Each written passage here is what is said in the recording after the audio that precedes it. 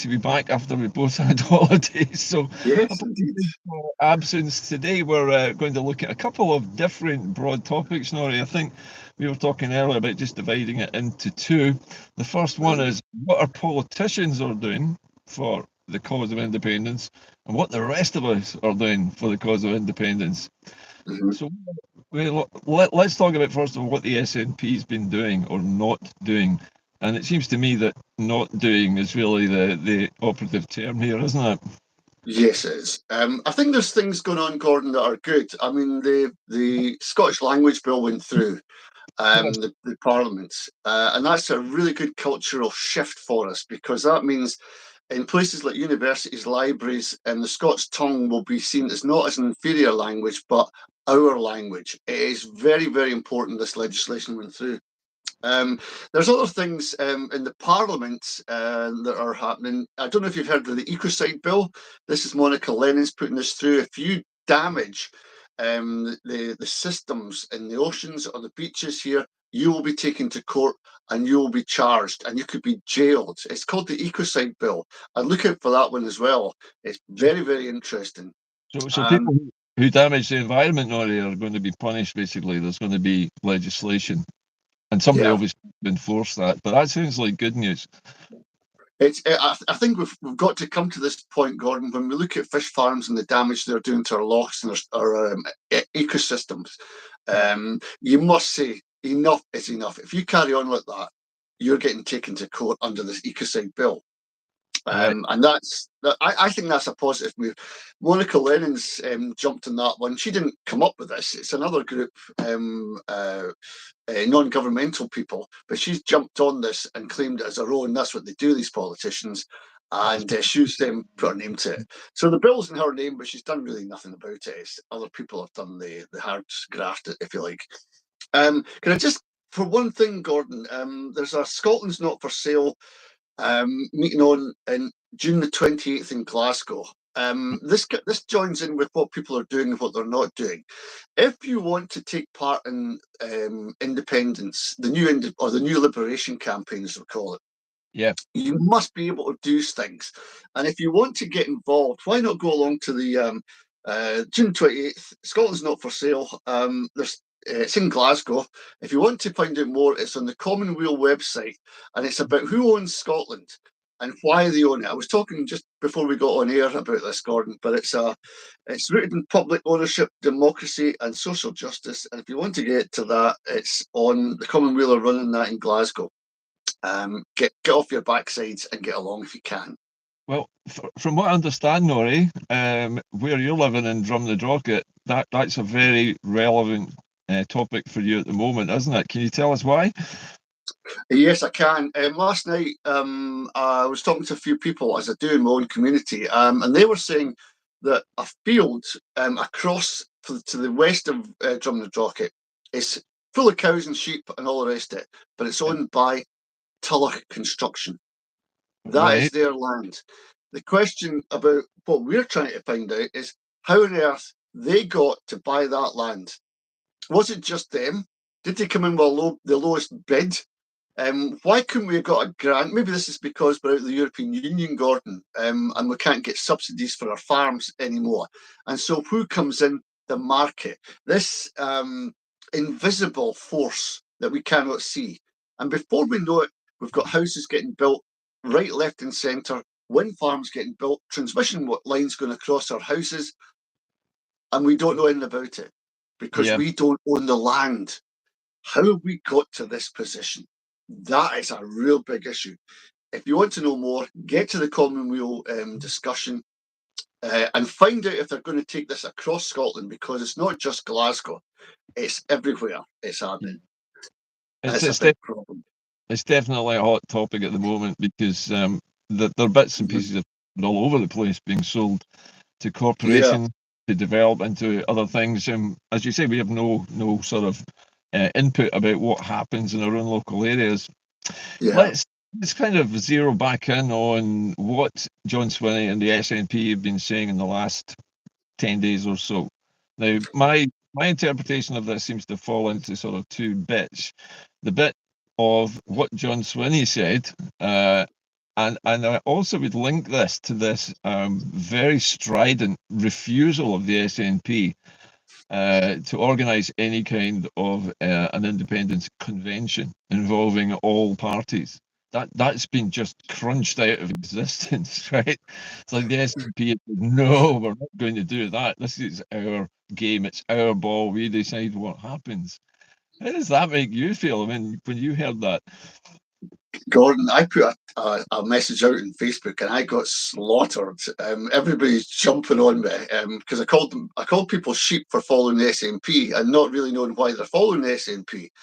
And I asked them then, if you're getting on at me, please tell me what the big SNP plan is to secure our independence. Tumbleweed, Gordon. Yes. Tumbleweed. Nothing.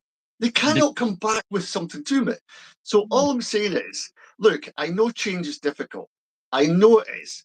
But change is a must. We must come out of this. SNP are the only party to win us independence. Wrong. No independence campaign was ever won by a political party, Gordon. It was won by the people. It was won by the people in the grassroots. And so you have to get out of, and the problem I find with people messaging me backwards and forwards and really trying to insult me, let's put it as lightly as that. It's easy to do that sitting on a computer. But you know what? I'm putting my neck on the line here. I come on with you, Gordon. I speak my mind. I go into my community. I find out things. I don't sit in my backside and hope that the SNP can come along on a white horse and save the day. I know that is not an issue. That is not going to happen. So my point is this. Look, there's a lot of people in the SNP. I was in the SNP for long enough, Gordon. Yeah. But you couldn't get me in there. I'll give you a quote now. This is John Swinney. He said, and if you see a blockage in the system that prevents good collaborative working, if our actions don't match our words, you must let me know, because it is vital to enable us to advance this agenda. John Swinney. Gordon, can you please explain what the hell that means? This is a quote from him. A blockage in the system.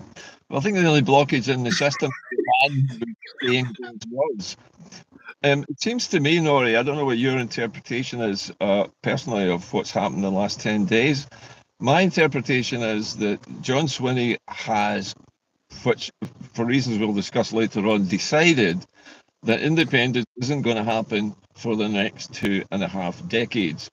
He's now saying that he's going to talk about Scotland in 2050, right? Which to me is nonsensical. But when you think about it, there is a reason why he's saying this. And the reason is, and you know and I know, that politicians very rarely put timeframes on things longer than 5 years, because their term is only 5 years. So 5 government terms are going to go by before anything happens in this Swinney 2050 plan. Yep. So why would he want to delay? Now, there are several different versions of this. The optimistic version is to give them time to come up with a new plan. But 25 years is an awfully long time, and he's not going to be in government then. Certainly John Swinney might even be dead by then. So the obvious answer to this is he's wanting to buy time. That's the optimistic view of it. The pessimistic and I think more realistic view is that he is attempting to deflate our enthusiasm for independence being an urgent matter. In other words, he's trying to say, don't worry about it. Just sit back for 25 years. Everything will be fine. We'll get there. And he is effectively just trying to take all of the energy that exists, all the pent-up energy, frustration and patience, and just calm it all down. Now, why would he do that? Well, as I said, the earlier version of that is he wants to bide a little bit of time until he comes up with an idea. I'm not seeing any of those. The other option is that he's been told to do this somehow or other. And remember that the Scottish Parliament is an instrument of the British Parliament, and the SNP as a party, if you think about it logically, the unionist parties like it when the SNP is the only opposition, because it's easy to contain them, and the SNP cannot organise an independence campaign. So as long as the campaign for independence rests with the SNP, nothing can happen, according to the British state. So John Swinney saying nothing's going to happen for 25 years, to me at least, sounds like, don't worry, Westminster Parliament, don't worry about there being any independence campaign, because there won't be one for the next 25 years. You can relax, and we'll just go along to get along. You're right, Gordon. The problem with all this is that he set a narrative of 25 years. Now, I remember Ben Macpherson sat up in the Scottish Parliament and said 10 years, and we all went, what? 10 years. John Swinney's gone further. He's looking at Scotland in 2050. What would Scotland be like? And he's telling us things we know already. We'd like to be this, we'd want to be that. Scotland could be independent, blah, de, blah. Tell us something we don't know, John. Tell us something we don't know, like how you're going to formulate a plan to get us out of here. Can you tell us if you're going to work with the Salvo team going to the UN? Can you tell us if you're working with other countries? Is Angus Robertson, Air Miles Angus, is he actually doing stuff when he's going flying to other countries? Is he talking about diplomacy and going to the UN? I suspect not. But why not? He can't. But why not? Because the British state has already said that the Scottish government ministers, and in fact all MSPs, are not allowed to talk to other government officials in other countries without a British minder from the Westminster standing there and making sure that they don't say anything about independence. That's right. You can't do it. And this is why the political cage that Britain's constructed in Holyrood is going to stay. They're not going to abolish it because it's containing independence at the moment. And the SNP is going along with it in order to survive as a political party. And that is the truth of the matter. They are a part of the system now, and they've accepted that they are. And if they want to survive, and Swinney wants his career to go on and eventually retire in a nice way with a great pension, then he's going to have to play ball with Westminster. And he knows that. He can't say it, but that's what he knows. But the problem with that, Gordon, there's still 50-odd thousand members. That's gone right down from 120,000 members of the SNP. It's dwindling. I don't know what the recent numbers are. But Swinney is caught. You could say he's caught between a rock and a hard place. He's trying to. He models himself on, well, if I mention independence, I get jammed upon by all the unionists. If I don't say it, I get jammed on by the pro-independence people. So he's trying to create this one wee fine line he's walking along. John, when there's 1 in 4 kids in poverty, and we're seeing the markets decimate our towns and villages, our bins can't get emptied. It's time for independence, mate. It's time to, in big letters, write it out and come up with a plan. Because I tell you what, Gordon, it's now June. We're nearly through June. This year has flown by. 2026 will be honest in a blink of an eye. Yeah. And he's got nothing planned. He's got nothing going. At least Liberate Scotland have got their groups together and they've got a website and they're trying to get people to look at what they're doing and trying to give an alternative what the SNP are. Commonweal are coming out fighting. They're saying, well, John Swinney, it's time for change. The guy must go. There's a lot of pressure coming from out with the political parties, the standard parties. And I was watching First Minister's questions yesterday, just because it came up in my timeline thing. And there's John Swinney having a fight with Anna Sarwar. This is fake, Gordon. This is like going into a theatre and watching these people act. They're acting out this scenario where one's a good guy, one's a bad guy. It's not happening to the people on the ground. They cannot be arsed with that. They want to see SNP removing themselves, as you said, from that Westminster system of Holyrood.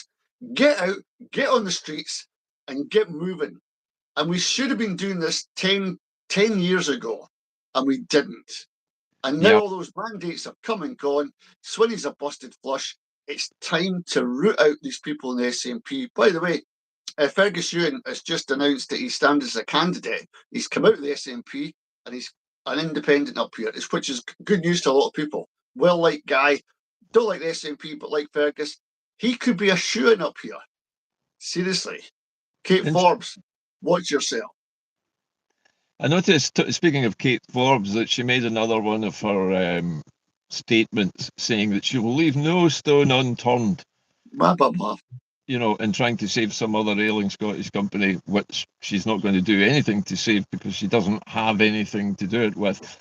No. To me, the whole of the Holyrood Parliament is a theatre, as you say, where Westminster politics are played out on a small scale, with the SNP as the government and everybody else from the unionist side as the opposition, and it's just the same as Westminster. They do exactly the same things. It's the same theatre, the same waffle, the same yaboo politics, and nothing much ever changes because the system's designed to prevent things from changing. That's the whole point of it. The system has to remain stable and static, no matter how social circumstances change around them, and that's what's wrong. You know, if there's going to be any political change, it's never going to come from politicians. They're far too conservative with a small c. They don't want change. They want everything to stay the same because it protects their bubble. Now that's normal for all bi-party systems like ours, like America's as well, and some others, where the democracy is limited to just two choices: one thing or the thing. In our case, either supposedly independence with the SNP, which never happens, or the big boogeyman of going back to being run by London directly. Now, neither of those things is actually going to happen because that would upset the apple cart. Right, that would change the balance again. They want the balance. They want the SNP there. That's the unionists, and the SNP wants the unionists there so they can have these little pitched battles in their theatre, and then nothing changes. So the problem here is, how do we affect change? I think that sort of leads us nicely into the second part of this programme, which is what the politicians are not involved in doing. And I'm talking specifically about what is happening at the United Nations. Now, you and I both know that Craig Murray, who is a Scot, incidentally, and that's on his biography, by the way, you can check that out. He has retired as a British ambassador some years ago after actually uncovering some really shady dealings in Uzbekistan. He has been at the UN, and he has been one of the supporters of some other small countries which are seeking decolonization. And I actually watched his performance live in that committee as he came out in support of these small countries, one of which, incidentally, as I think I mentioned in my program the other day, is called New Caledonia. But at the end of support for New Caledonia's bid for decolonization, he said, of course, the conditions that New Caledonia has are mirrored by Old Caledonia, Scotland. Scotland has precisely the same set of circumstances, and therefore this support for decolonization should be accorded to Scotland. And that was Craig teeing up and easing into the topic of what he's going to be doing next at the C24 committee. So this is the first progress that we've seen actually towards decolonization from Salvo's efforts to get the information to the UN. Have you seen anything more on this yourself, Norrie? I always worry, Gordon, that we look to one person, one man, one woman to take this through. I'd like Salvo to be a group of people so that a target can't be put on their back. They can move about knowing that it's not just one person, it's a load of them.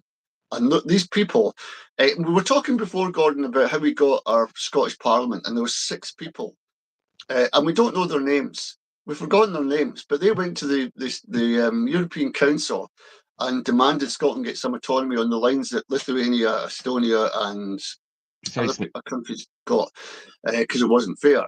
And then John Major got it on his desk, and he says, "I'm not touching this." But Tony Blair was pushed because if they didn't do something, they'd be kicked out of the ERM, European something mechanism, can't remember what it was. And so he had to deal with it, and he called it a Scottish council. It'd be no more than a council, blah, blah, blah. But we got it. Yeah. So fast forward to where we are now. If it's one guy going around to all the TV studios one guy going round all the radio stations. That guy gets known, and that guy gets targeted. Wouldn't it be better for that's just 15, 20 people just saying, I'll take it over now, I'll do it. You've seen these groups, Gordon, and when they go to a meeting, they want to disrupt it. One person will stand up and he'll get taken away. And as soon as he's taken away, the other one stands up at another part. And then he'll start speaking. And then when he's taken away, somebody else starts. That's what you've got to do, in my honest opinion. You can't leave it to one person. It's great that we're making inroads, but I want to see those inroads being battered down by more people rather than just one guy trying to pummel his way through. Well, your wishes are actually coming true, because you mentioned Salvo earlier on, which was a research organisation which came up with all the historical facts which support our bid for decolonization. But Salvo was never a political organisation, and it never claimed to be. Its campaigning arm is, of course, Liberation Scotland, which you mentioned earlier on, and they are the ones who are taking the fight into the political sphere. Craig Murray, I agree with you, he has become a bit of a figurehead, because at the moment Scotland doesn't have an experienced diplomat other than Craig. But Craig, now that he's retired and is not a working diplomat, he can do what he likes. The British state cannot touch him anymore. They tried this before with him. They tried to discredit him when he was in Uzbekistan. And after he blew the whistle on rendition and torture happening on behalf of the British state in Uzbekistan, he was removed from office, and they tried to trash his reputation by concocting sexual offences against him. That was how they tried to undermine him. He survived that, as you know. He's also a very accomplished journalist, as well as a political campaigner, and a very ardent socialist, which, listening to his voice, you would never imagine. But he was in the British Workers' Party from very early age, and he's never changed. He's never been a free marketeer. He's never been a libertarian. And he is going to the UN completely unfettered by the British state, untouchable, because he's not employed by them anymore. He's not a diplomat, but he knows all the other diplomats. And diplomacy is done on a personal basis with people who know each other and are friendly, and they chat about stuff. And this is how Craig is laying the groundwork now for Scottish decolonisation, which is one thread. Now, you and I have talked about this a lot, Norrie, and obviously independence isn't going to come from just one single action like this. But what he's doing there, if and when it succeeds, and we do get listed for decolonisation, means that process cannot then be stopped by the United Kingdom, and it enables other campaigners here in Scotland to start taking other actions. And those actions will be put into effect as decolonisation happens. But wouldn't it be good if Craig Murray could link up with Robert Black, Casey, and have a joint? Because Robert Black is no slouch either. No, you know, there's something in common between the two men. They're both the most eminent in their own field, but they're both retired. They're untouchable because they're not by any state. But how many more are people are retired that are in the top of their field could follow and join in with Craig Murray? Loads. There will be. There will be. I know it. Even in my community, there is people here who have got extensive knowledge on land reform and what's happened over the years and the legalities of where it's going and how it gets shared up and divvied up. You're telling me, Gordon, that they couldn't do a job in the UN? I'm telling you they could. These people could join in, and we need that bigger group of like minds to take this forward. You would think so. Actually, it's not necessary, because I looked at this note and I was looking at whether a delegation needed to be sent to the UN. And I remember a few months back, years back, actually, there were some talk that some Salvo members might go over to the UN in New York as well, part of a group headed by Craig. It didn't happen because it actually wasn't necessary. I've been trying to get in touch at this stage. At this stage, it's not necessary. Stage, it doesn't matter, because you only need one diplomat to present the case. And that's how the committee works. But you need a diplomat who knows how to talk to those committee members and how to present the case properly. That is exactly what Craig Murray supplies in spades. He knows how to do this stuff. And he's been successful in the past. Otherwise, he would never have been an ambassador. He would never have joined the overseas service of the UK as a diplomat had he not had the right qualifications and the right skills to do this. But now that he's retired, like Professor Black, and Professor Black basically has confirmed and codified everything that we've been saying, so that when Craig goes to the UN, he's got Professor Black saying, yeah, Scotland is effectively a colony. It was never part of a voluntary union. That lets Craig make the case. And so all of the little jigsaw puzzle pieces with these retired people saying these things and the research having been done makes the case. So this is the groundwork happening now. This is why I'm much more optimistic now, despite the shortcomings of our political party system, that things are going to happen. Well, I think, Gordon, that the Westminster system must be quaking in their shoes right now, because this is something that's out of their control. It's out of the UK. We've gone to the UN, which is in New York. It's out of their territorial it's out of their commission, if you like.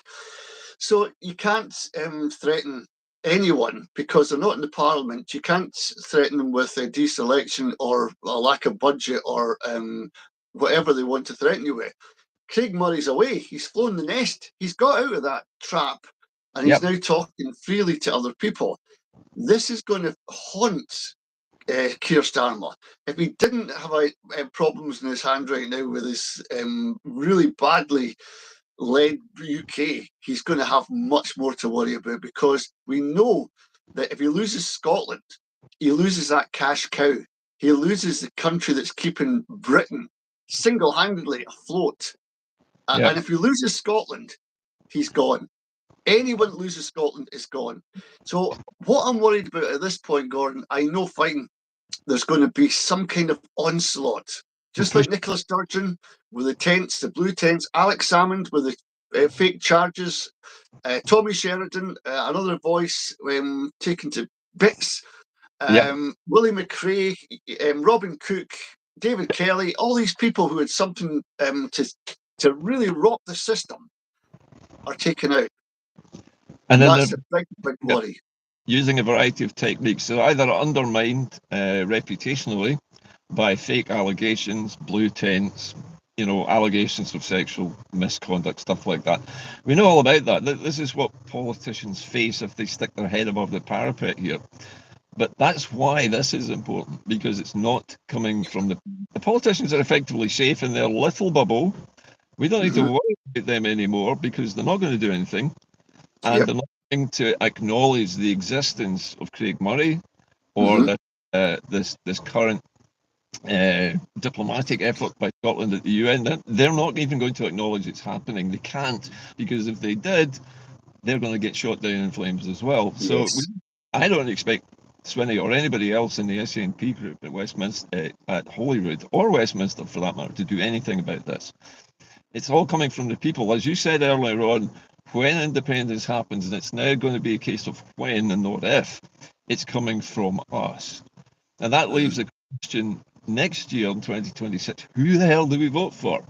Right. So not... Well, it's a big, big question, Gordon. And I don't know if I'm going to be voting SNP in the first. I'm hoping that the Liberate Scotland are putting candidates out for the constituency and the list seat, so I can vote for them. I'm very lucky now. We know that we've got Fergus Ewing as an independent. This guy is a fighter. This guy knows the community here. He's well liked, and he works hard for local issues, especially now not getting duelled. That is a big, big thing for us going up and down to the Central Belt from here, main artery. And Fergus has got really good ideas that never got the light of day. Why wouldn't you have, Gordon, a railway track going from Fort William to Inverness, going along the beautiful sides of the Loch Ness? Why wouldn't you have that? Well, he's talking about it, and it's Yeah. quite simple to do. There's definitely space and area and manpower and the jobs that we create. Why haven't we got things like that? That's the kind of discussion we want to hear up here in the Highlands. What And can we do? well, we know why at the moment, and that's because these big infrastructure projects are the purview of the UK government, and they're not going to fund it. The Scottish government would have to get enough funding together to, engage contractors to do the work, because it's a big civil engineering job. But it's an infrastructure project which is actually beneficial, unlike HS2, which maybe shaves 20 minutes off a journey time of a track that already exists to that are already connected.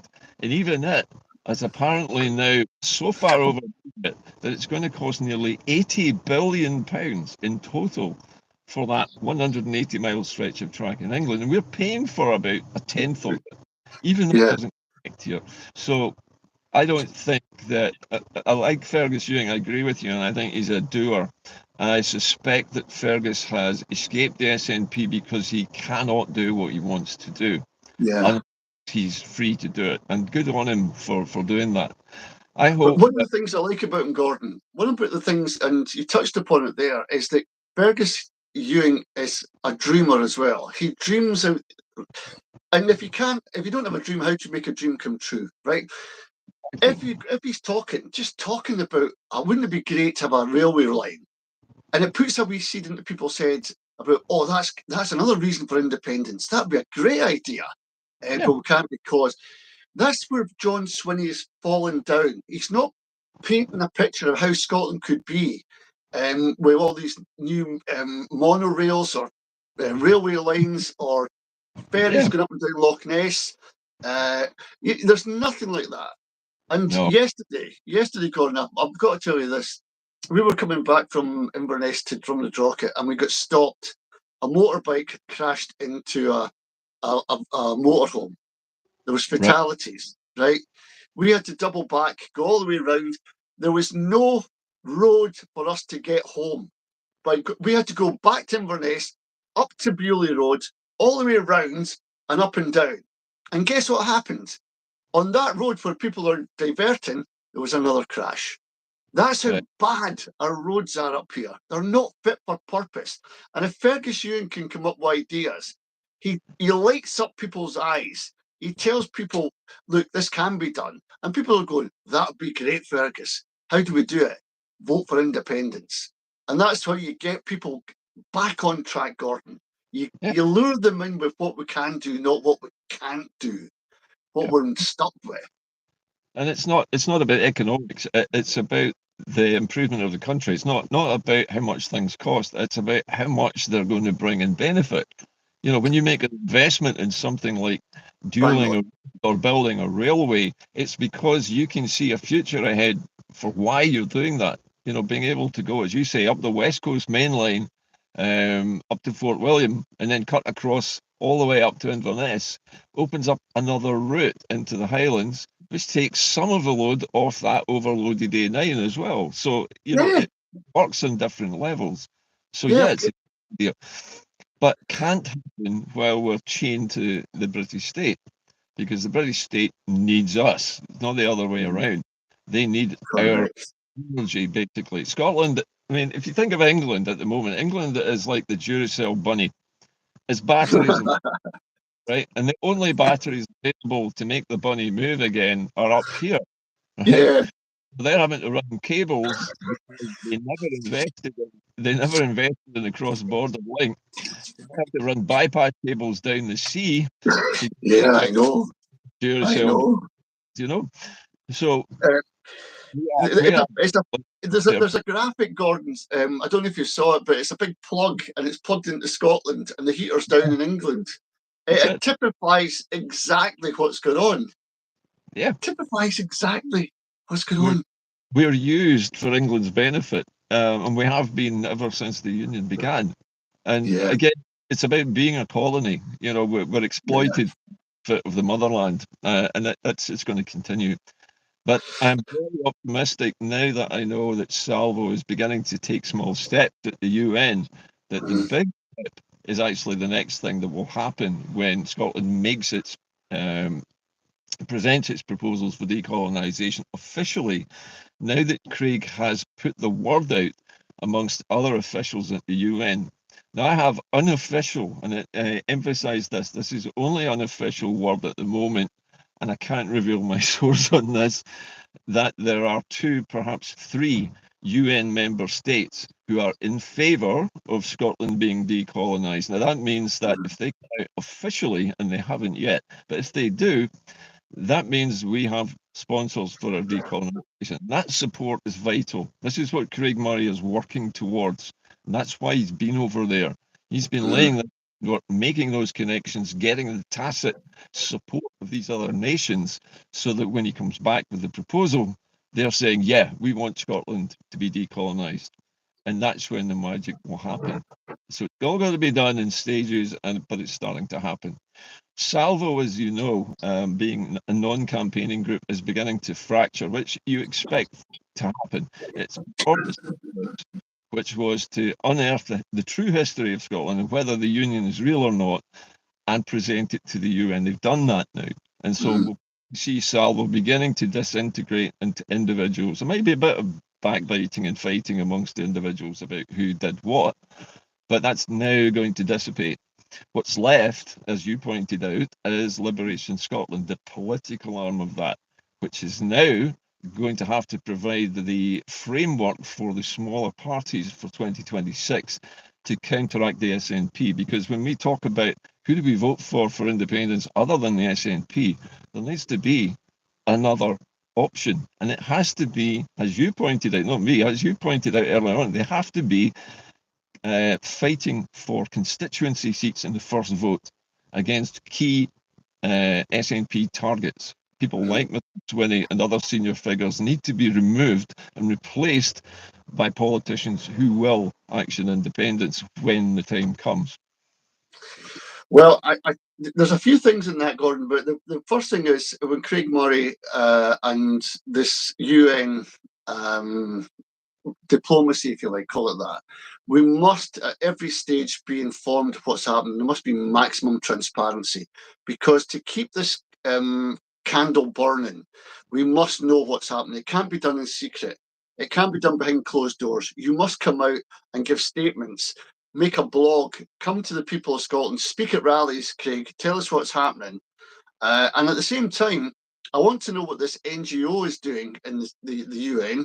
I want to find out how they're progressing. And if we get transparency, Gordon, I'm happy with it all. I'm delighted, actually. But if it's done, and we're trying to figure out where they are, what's happening next, what stage are at, they're going to lose us. Well, just so people understand how this is working, Craig Murray's job was to introduce the idea that there is a will now for Scotland to be decolonised, and the evidence is there to support it. Now, he's established that. The NGO, this is the European legal firm, which is actually going to take that information and present it officially to the United Nations. They're the people who are going to do the donkey work. Craig's job was to make the personal contacts diplomatically to get the support, so that when GEO goes in with this information and presents the case for decolonisation, it's supported. So it's several things working together. But the NGO job is they're actually hired to do this because they are international lawyers, right? And they have to do it, do it professionally. So that's how it will work. Yeah, I'm quite confident, Gordon. I'm just saying that for my peace of mind, and I know that a lot of people will want to be kept up to date with what's happening, how far we're going, because it could take a wee while. It could take it's a long process. And when I interviewed Ewan Kennedy, he was saying, well, there's got to be a counter attack to this from the UK government. They've not come forward yet. I don't know where Ewan is on that now, because the KC has come down and Scotland being well, not a colony, but he's saying the Act of Union wasn't such. It's not a union. Scotland was changed and England never changed, so that's in our favour, if you like. So if when we go to the European Union, it's transparency. It's getting the information back to us, and we can't trust the BBC or the STV. We can't trust any of these people to do it. We've got to go and find a means that they can bring that information to us, and we can bring it to the Scottish people and get us absolutely enthused again. Well, because I was going to say, no, I'm really glad you said that, because I've been making some inroads to contact, first of all, Craig Murray and some other people to get him to come on the programme. Because what you just said is that we need a conduit to get accurate information on this process to the people so they understand what's going on. Do you know what? We're it. You and I are it at the moment, as far as this goes. And so, what you're describing as somebody needs to do something, we're actually doing that already. It's you and I. There isn't anyone else really who's got this level of contact with what's going on. So at the moment, at least, it's you and me. So we're going to keep doing this as long as we're needed to. But as we all know, the mainstream media will ignore this completely. It's as if it's not happening. And that's the United Kingdom wants to keep it, and that's largely the way the Holyrood Parliament wants to keep it as well, because anything else is going to make their existence very, very precarious. And I understand that. I don't blame them for taking that attitude, because they're not on a good wicket in Holyrood. They're trapped in that little gilded cage. They can't really do anything. So it's time to people like us, who stand outside politics. The other thing we've got to watch, Gordon, is this subliminal Britishness that's creeping up on all of us right now. It's happening with a bomb. The British Lions are playing. Oh yeah, right now. Sky, owned by Rupert Murdoch, are putting everything into this. It's now, by the way, it's called the British Lions again. It used to be called the British and Irish Lions, but that's been kind of waylaid. It's now just the British Lions. Yes. And this has been given all the Scots guys that have been playing in it. Actually, Duhan van der Merwe is South African. Sione Tuipulotu is from Australia. I think Cummings is Hugh Jones. There's about 2 Scots in it. Finn Russell. But it doesn't matter, because they're playing for this British outfit. And they're showcasing all these players, getting awards because they've got this higher accolade. Playing for the British Lions is now much more praiseworthy than the Scottish jersey. Be careful, people, because all the rugby fans are piling into this thinking, oh, this is great, it's super rugby again. No, it's not. They're not.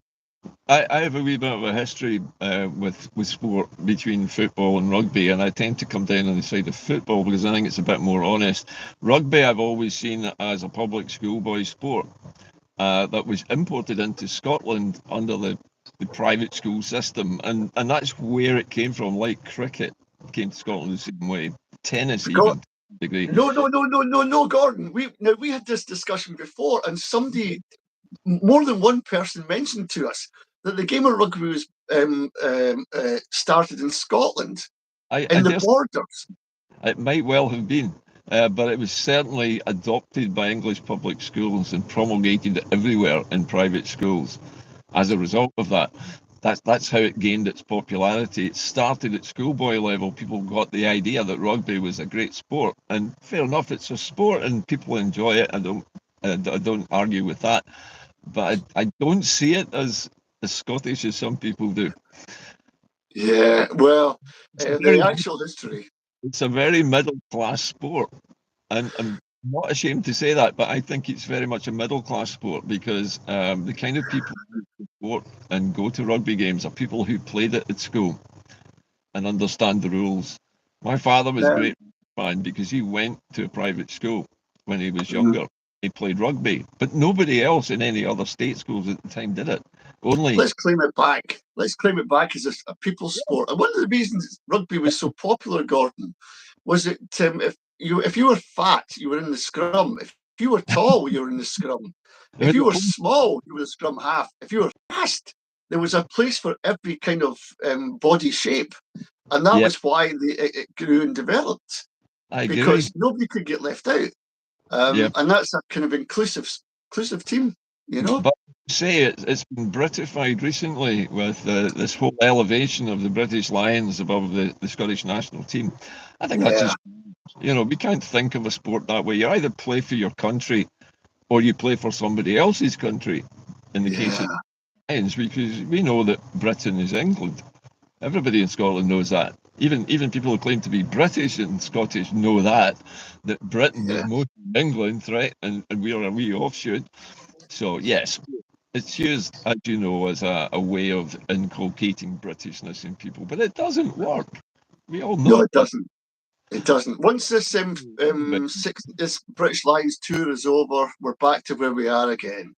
But there'll Oh be yeah, another thing. There'll be a Celtic Rangers, or there'll be something else.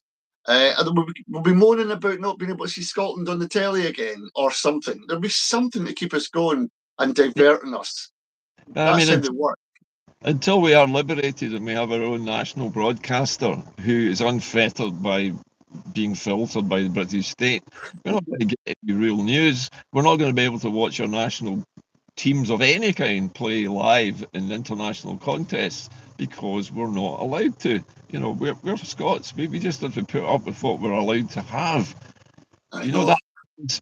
You know the main But the main channel in England, and Scotland has its other programs. It has other things that are obviously lesser. It's like the mhm, news you are, Nori. It's not as important as the news where they are. true. But we have we to get the news, Gordon. To get the news where you are, you have to go to your house. You have to get away from your screens and walk through the towns. And listen, it's great weather. I know there's people who's infirm and they can't get out and all the rest of it. But those that can are pretty healthy. Get out because there's people doing their garden. Speak to them, and I bet you any money they've got the same problems and issues that you have. And if we all come together at a local level, all the locals come together at a national level, we can do things because we know we've got support. We Yep. know our Yep. Oh, you froze a wee bit, Nori. Gordon. Your feed froze for a moment there. I'm not sure why. It's not because of my phone this time. Yeah, I agree with you. If people actually get together and take action, it can build into bigger things. But we have to stop thinking that our political parties are going to save us. They can't. They're No, not they able. can't. They're They not allowed can't. to save us. And Yeah. I can't expect any political party to get Scotland its independence. I just don't think it can ever happen. I would love it if we had a party come to power in Holyrood, which reclaimed the powers of Holyrood and held a referendum on independence in full defiance of the UK. But I know that it's not going to happen because they're too frightened Yeah. of the consequences. And the consequences would be so that's a non-starter. It's got to come from us, and we have to start thinking bigger. We have to start having a vision. As you say, without a vision, you can't make that come true. If you're ambling along, from one small issue to another, you never see the bigger picture. You have to see the whole thing. How that new economy is going to work, how you link up these towns and cities properly, how you cope with the influx of tourists, how you develop these new businesses in rural areas and islands and coastal towns. All of that has to just be one gigantic vision of what you want it to be. And Yep. then independence looks attractive. But you have to see it. If we can't convince people of it, they're not going to buy into it. Independence as a concept has worn out. Liberation as a concept is freedom. Freedom to do whatever you want to make your dream come true, to make your vision happen. And it's actually freedom that's more important. Independence is a political idea. Freedom is a universal human idea. And it's much more important, I think. I think, Gordon, well, I think that if you think democracy is all about voting at an election, that might be all right for an election, but we're not talking about an election. We're No, talking about our liberation. It correct. doesn't take, you cannot sit there and shout at me or you, Gordon, that we're divisive or we're splitting the vote or we're Yuns or we're Alaba supporters. That's No, just cheap shots that take 5 seconds to think up. What we're trying to say to you is independence cannot be won just by voting. It's a lot more than that. It's about dreaming. It's about working. It's about getting into the communities. It's convincing your next door neighbour. It's thinking, wait a minute here. Did Michael Gove do secret polling and never release the findings? Why? Do you think, Gordon, that if we had a referendum tomorrow, we'd lose it? Seriously? No. No. We know we've got the numbers, but we'll never know because we've got the British Lions, the British this, the Great British Break Off, the British, you name it. And we're convinced that we're not past 50%. We're convinced. I'll tell you this for now, Gordon. I put my house on us being 60% or more Yeah, I for would agree. pro-independence. Yeah. But the thing is, what you're saying, Nori, about democracy is true. You don't get your independence by voting for a party in an election.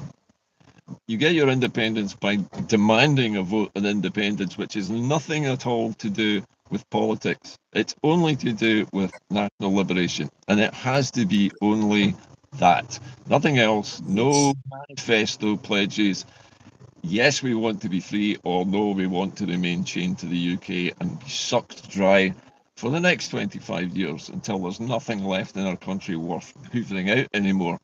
And we will just become a gigantic battery for the Duracell bunny of the United Kingdom, because that is our future if we stay in the UK, to be a power station for England, because they can't be bothered investing in their own renewables, and they never did it. That's not our fault, but we are basically picking up the slack. We're providing the base load for their electrical system, which is failing because they never invested in it. But that's the future if we stay chained. We need to be liberated. We need to have access to all of our resources and all of the wealth that will come from those in order to make Scotland into what it should have been, not what it is. Yeah. We live in a horrible universe that should never have happened. And we took a wrong turn back in 1707. That treaty should never have been signed. If it hadn't been, we wouldn't be having this conversation today.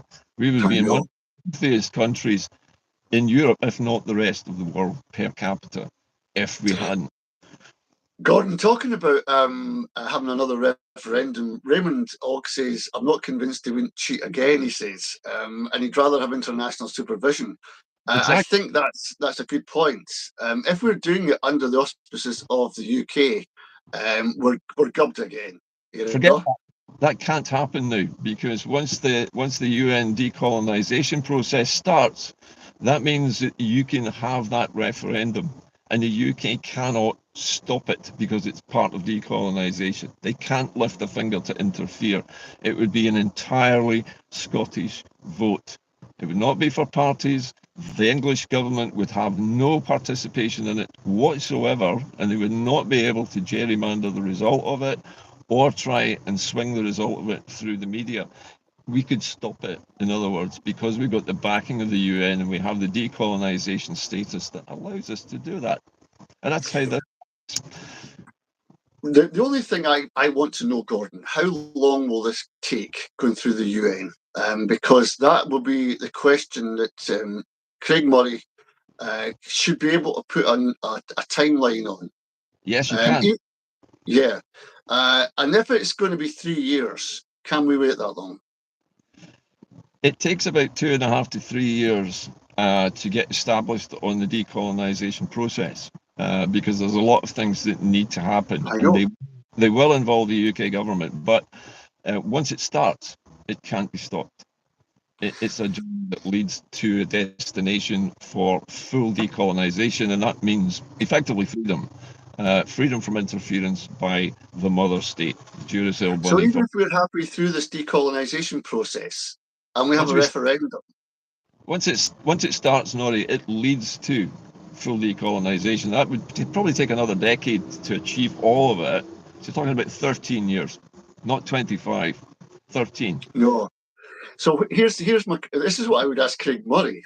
This is what I would ask him. I'd say, look, Craig, we've come to an impasse here. We've got more people want independence in Scotland than don't.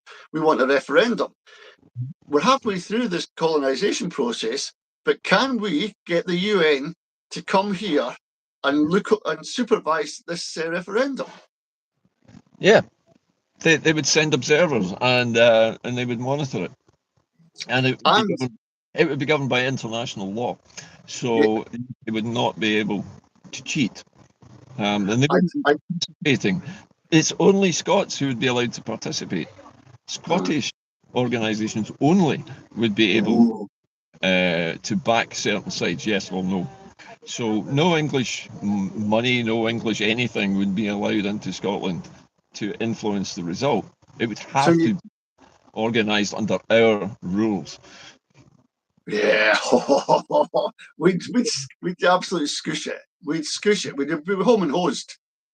Yeah, because it can still be fair. I mean, I don't want to tip the scales against fairness. There has to be a balance in a vote, but it has to be equal amounts of funding, equal amounts of television time and advertising, and a ban on all newspaper reporting, which is biased in favour of one or the other. It needs to be completely focused entirely on the issue, nothing else, right? Exactly. That's going to take some time, but you know, with the UN watching over it, they can ensure that it's scrupulously done, which the British state never do, ever. We've got to hammer this, Gordon, to everybody, and please share this if you can. Subscribe to us, press the wee button there that gives us a bigger, wider audience. We need to get this out because I can't find anyone else who's talking about this right now. No, nobody is. It's only us. It's just us chickens. It's got to be more. It's got to be everybody. I think you need to connect to this issue. And I know there are lots of other pro-independence bloggers out there who could do this. Actually having a wee chat with them and say, look, get yourself plugged into Craig Murray's own personal account and you will see what he has actually said has already happened. Yes. And you'll be able to keep track of the progress that way. It's very easy to do. You just go on, do a search for Craig Murray, even on Wikipedia, or look for his own page with the bag, and you'll see all his comments about his trip to the UN, all the things that happened, all the things he did, the people he talked to. It's all there. It's available. You just have to look for it. The internet is fantastic for that. Right. He done a radio interview in America. It was quite embarrassing for the presenter because he didn't really know much about Scotland, and he started playing Braveheart stuff. And he started playing Scots Wha Hae with pipes and stuff. And he didn't actually know what modern Scotland was all about. And Craig had to be diplomatic and kind of guiding him through the new Scotland that's arriving. Your Brigadoon Scotland, mates, is in your head from films and all the rest of it. So there's a big job, Gordon, convincing even people in Canada and America about what the real Scotland is, because they ain't got a clue. And that's going to take a long, long time. Half the people in Drumnod Rocket are American Canadians. They're the tiny fraction of people who know about Scotland. And even when they come over, they don't know very much. And it's they're shocked by what Scotland is. So we have to get past the tartan and the kilts and all that rubbish and stripped out. And this is who we are. We are Scots, and what makes us Scots is because of the people we are and the people we have become. We're not wanting to fight people. We want peace. We want to be inventors, thinkers, doers, and we want to have good in the world. That's what makes us Scot. But we're just not allowed to participate. But we're not allowed to be like that. That's right. We're held in a little cage, and we're not allowed to talk to people outside the playpen because the English state won't let us. And this is plain wrong. And this is why retired people of our age group are so useful, because we're not tied to anybody or anything anymore. We can say these things, we can make these contacts, we can talk about these things openly. And try and shoot us down online if they disagree. That's their right. But we have the right to say these things and to keep these connections and keep feeding this news out. And this is what Inde-Car started because of. That's why you started Caledon Radio and Caledon Media, because there wasn't a media in which to express this stuff. So this is why it's so important for people who watch our programs, Nori, to keep donating, keep commenting, keep ringing the bell, right? Join as a member, because if you join as a member on Inde-Car at the moment, you can actually donate as you do that if you want to. You if you want. Yeah. So you can get things like super thanks now on this kind of program, where if you leave a super thanks, you can leave a donation with it, you know. So there are ways of donating, but at the moment I still just use my PayPal links because I find it easier to keep track, you know. I know. That's the problem. When people start donating money to you, they want something back. It's pro quo, you know. And I found this at Caledon. Why didn't you do this and why didn't you do that? I paid this in your crowdfunder, and I'm I'm out of here. This is pro independence, you know. It's about you. I'm afraid we've, as usual, we've overrun a wee bit today. We have. But it's an excellent program, I think, and people have been waiting for this program. I know, because they've kept messaging me while I was on holiday. When is it going to be? So we'll be back again, won't we, next week? Next Friday, Gordon. Yep, and we'll have something more explosive to say then, I'm sure. I'm sure. Scotland never stands still. There'll always something to talk about all the time. Well, we've had excellent viewing numbers all the way through the show. We've been over 80, up to 90 live views throughout most of this program. So that shows that good. Stronger and stronger live views. I'm very pleased about that. So please, everybody, the channel, and watch for us next Friday at 9:30, and we'll see you then. For now, it's bye from Hood My Jacket. All the best. See you. Bye, folks. All the best. Bye now.